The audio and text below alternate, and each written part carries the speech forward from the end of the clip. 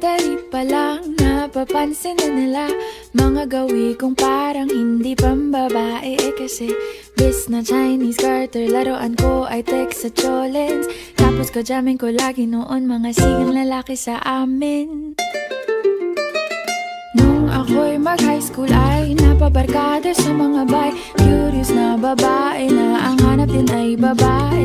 Sa halip na makeup kit, bit-bit ko ay gitara. Tapos pormahan ko lagi ay long sleeves na t-shirt at faded na lonta.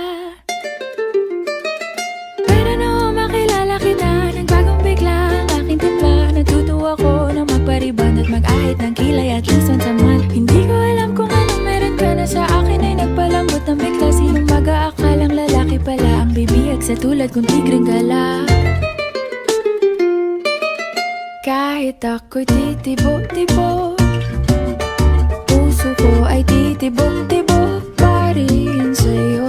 Isang halik mo lamang at ako ay tinatablan. At ang aking pagkababae ay nabubuhayan na para bang bulaklak na namumukadkad. Dahil alaga mo sa dilig at katamtamang sikat ng araw-araw mong pag-ibig sa aking buhay nagpapasarap.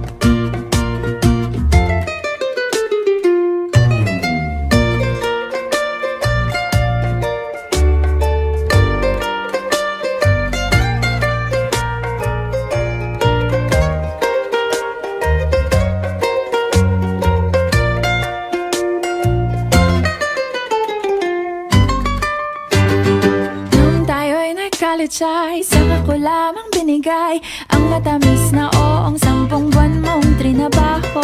Sa halip na tsokolate at tipikal na mga diskarte, nabihag mo ko sa mga tula at sa mga kata mong pabebe. Kaya nga noong makilala kita, alam ko na agad na mayroong himala. Natutuwa kong magtakong at napadalas ang pagsuot ng bestidang pula. Pero di mo naman inasam na ako ay magbagong tuluyan para patunayang walang matigas na tinapay sa mainit na kape ng iyong pagmamahal.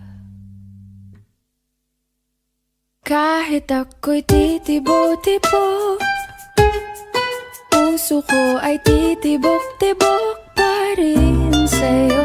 Isang halik mo lamang at ako ay tinatablan.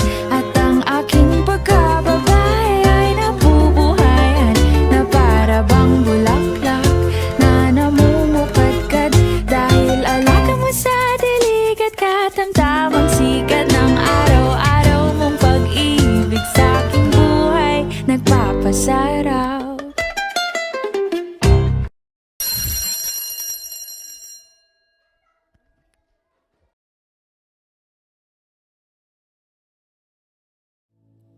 Ginamit mo lang ba ko